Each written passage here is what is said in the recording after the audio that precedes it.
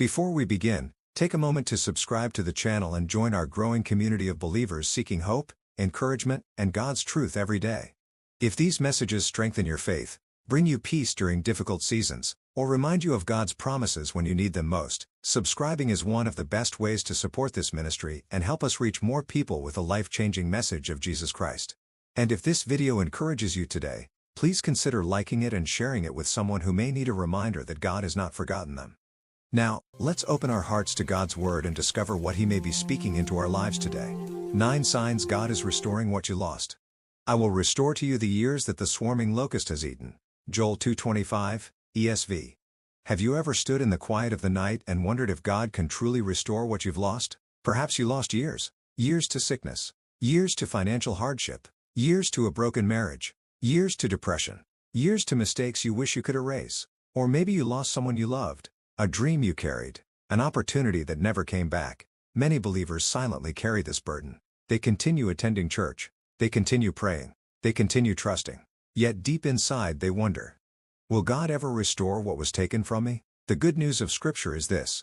The God of the Bible is not merely a God of forgiveness. He is a God of restoration.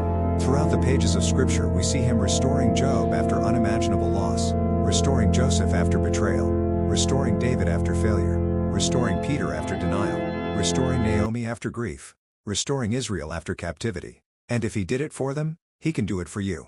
The great evangelist Billy Graham once said, God never takes away something from your life without replacing it with something far better. And the beloved Christian author A.W. Tozer wrote, it is doubtful whether God can bless a man greatly until he has hurt him deeply. That may sound difficult, but throughout Christian history believers have discovered that God often performs His greatest restoration after their deepest suffering.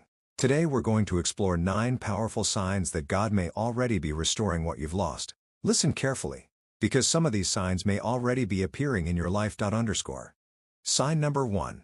God gives you peace about what happened. One of the earliest signs of restoration is peace, not because the situation has changed, but because God has begun healing your heart.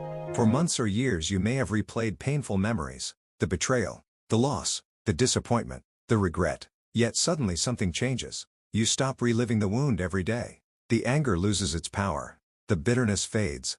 The tears become less frequent. The famous Christian writer Corrie ten Boom, who survived Nazi concentration camps, said, there is no pit so deep that God's love is not deeper still. What a beautiful truth. The peace God gives doesn't erase the memory, but it removes the poison.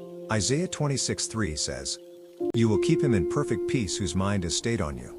Restoration often begins when God restores your heart before He restores your circumstances.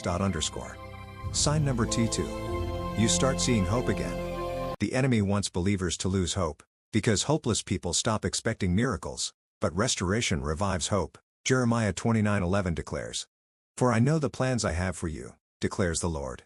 Notice God didn't say, I had plans. He said, I have plans, meaning your future remains in His hands. The Christian author Max Lucado wrote, God never said the journey would be easy, but He did say the arrival would be worthwhile. Suddenly you start dreaming again, planning again, believing again. This renewed hope is often heaven's signal that restoration is drawing near. Sign number 3. God begins sending the right people. Throughout Scripture God frequently used people as instruments of restoration.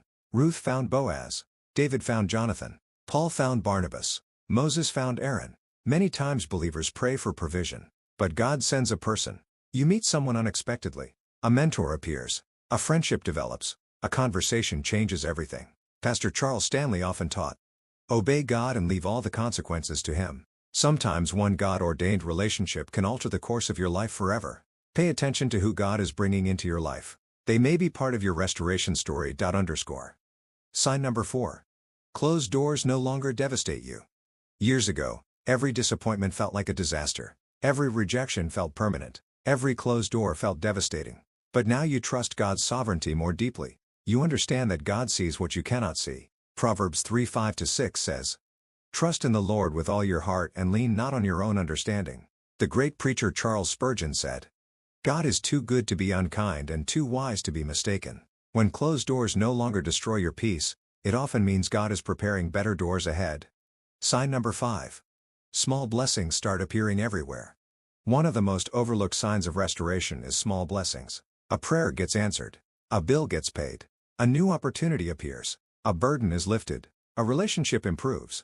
A breakthrough begins. These are not accidents. They are reminders. The Christian missionary Hudson Taylor said, "God's work done in God's way will never lack God's supply." Every small blessing is evidence that God is still working. And often small blessings arrive before major restoration. Sign number 6. You begin understanding your pain.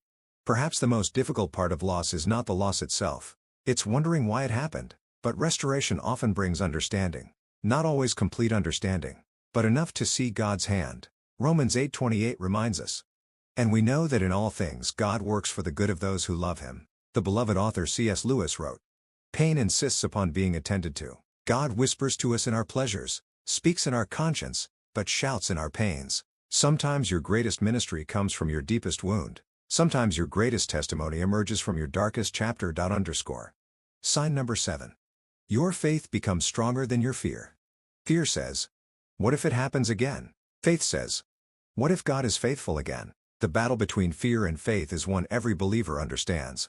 Yet when restoration approaches, faith begins winning. You start trusting God more than circumstances. You begin walking by faith rather than sight. 2 Corinthians 5:7 says, "For we walk by faith, not by sight." This growing confidence often signals that God is preparing you for what comes next. Sign number 8D. You feel drawn closer to God than ever before. One of the most beautiful signs of restoration is intimacy with God. You pray more, worship more, read Scripture more, depend on Him more. You stop seeking blessings and start seeking the blesser. King David wrote, "Whom have I in heaven but you?" Psalm 73:25. The Christian classic The Practice of the Presence of God by Brother Lawrence teaches that God's presence is the greatest treasure a believer can possess. Often God's greatest restoration is not what He puts back into your hands. It's bringing you closer to His heart. Sign number 9. You sense a new season is beginning. Deep inside, something feels different. The waiting season feels shorter. The darkness feels lighter. The future feels brighter. You cannot explain it, but your spirit senses movement. Ecclesiastes 3:1 says, "To everything there is a season." Christian author Elizabeth Elliot once said, "The will of God is never exactly what you expect it to be. It may seem much worse, but in the end it's going to be a lot better and a lot bigger." God often whispers before He moves, and many believers sense the new season before they see it. My dear friend, if you have experienced loss, hear this carefully. God has not forgotten you. The delay is not abandonment. The silence is not rejection. The waiting is not punishment. The same God who restored Job's fortunes, the same God who raised Joseph from prison, the same God who restored Peter after failure, the same God who brought Lazarus out of the grave, is still working today. Perhaps your restoration won't look exactly like your past. Perhaps it will be greater. Perhaps it will be deeper. Perhaps it will become a testimony that encourages thousands of others. Remember God's promise.